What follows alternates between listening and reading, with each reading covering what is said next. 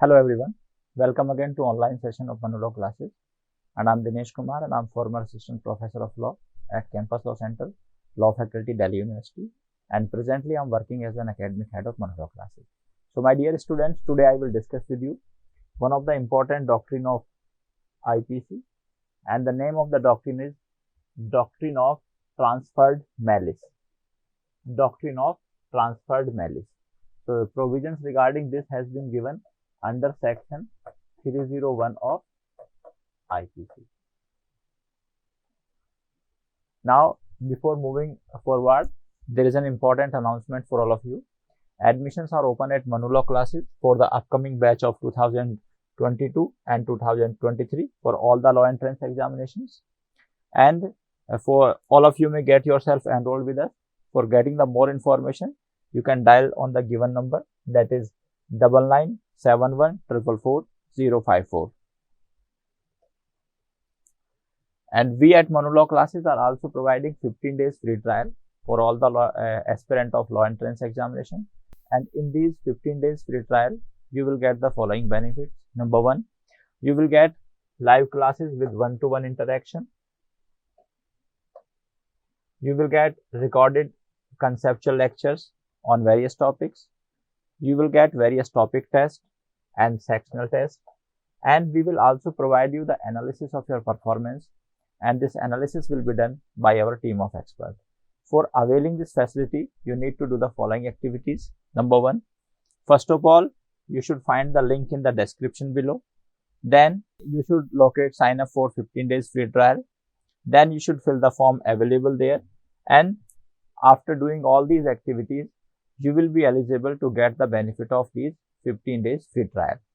So now we come to the discussion part of the doctrine of transferred malice. So basically this doctrine has not been expressly provided under IPC, okay, but provisions regarding this we can infer from section 301 of IPC. So the term doctrine of transferred of malice has not been defined under IPC or under any section of IPC, but we may get the reference of this doctrine from section 301 of IPC. So basically, as the name of the doctrine is Doctrine of Transferred Malice. So transferred malice, there are two important words here.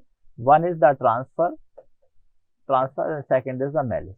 So basically, transfer means moving from one place to another place, and malice means malified intention. Malified intention, or we can say that bad intention, okay, because malified intention or malice is one of the essential element of offense under IPC, because without malified intention no crime can be committed, or if the act of a person has been done with a good intention or innocently but without any malified intention, then such person will not be liable in the law for any offense. So now we come to what is the meaning of term doctrine of transferred of malice.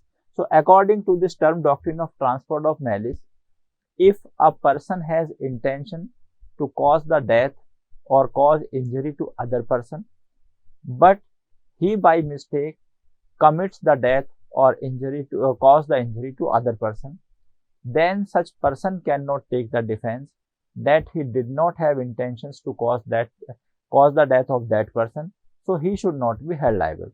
Why? Now we will understand this concept by an illustration. For example, A has intention to cause the death of B, and with this intention he shoot at B. So A has intention to cause the death of B, and with this malified intention or bad intention he shoot at B, but by mistake he caused the death of C. So now question arises whether A would be liable for the death of C or not, because in this case A will take the defense in the court that he did not have malified intention against C. So if he does not have or did not have malified intention against C, so he should not be held liable in the law for that. But this is not the case, and this is not the real situation.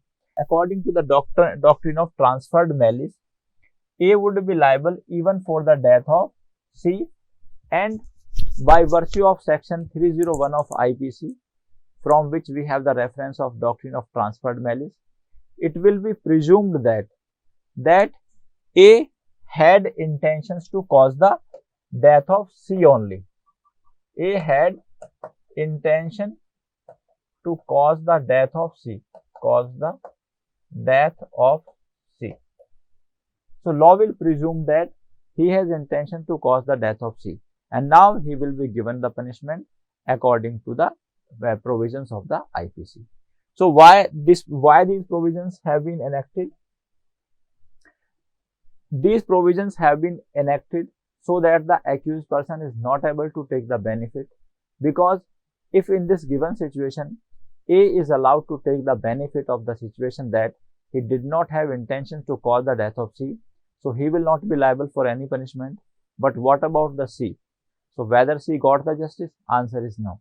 So in every case, if this kind of defense is allowed to the accused person, then every accused person will take the same defense in every crime, that he did not have the intention to cause the death of particular individual, and in this way no justice will be done to the victim.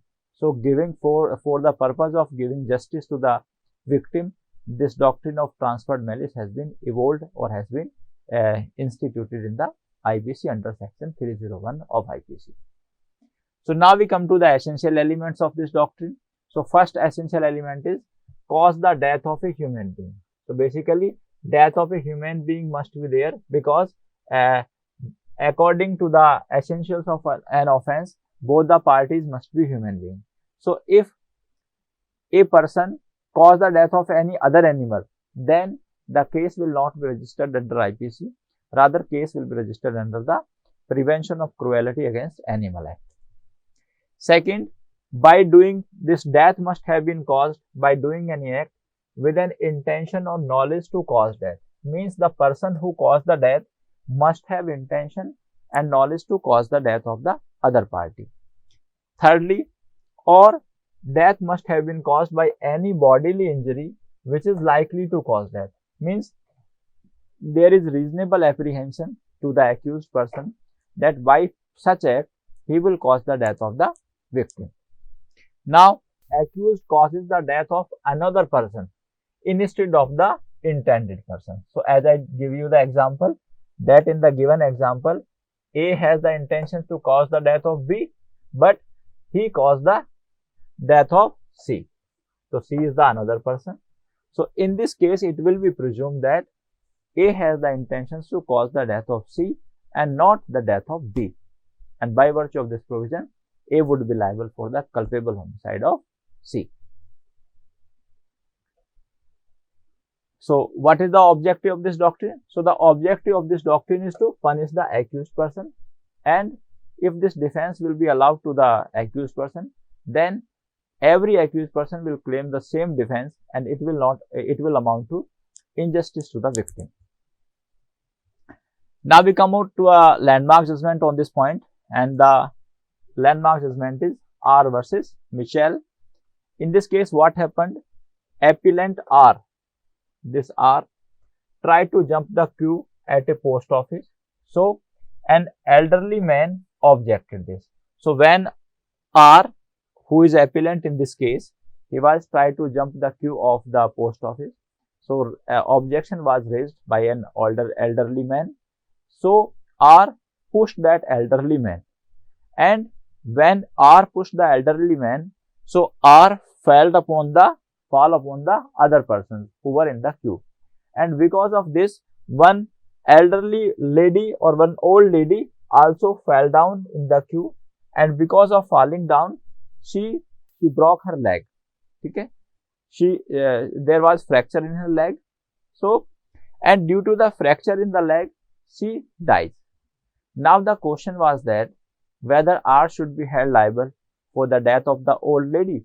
So the Honorable Court held that yes, R is liable for the death of the old lady because her death occurred because of the fracture in the leg, and this fracture of the leg was caused by the act of the R. So there was proximate cause, but R tried to take the defense that he pushed this older man and he did not push the lady. But this doctrine was applied, means the doctrine of transfer of malice was applied by the court, and on the basis of this doctrine of transferred malice, R was given the punishment. So that's all for today. I will come again with the next doctrine. Till then, thank you very much. Please take care of yourself and goodbye.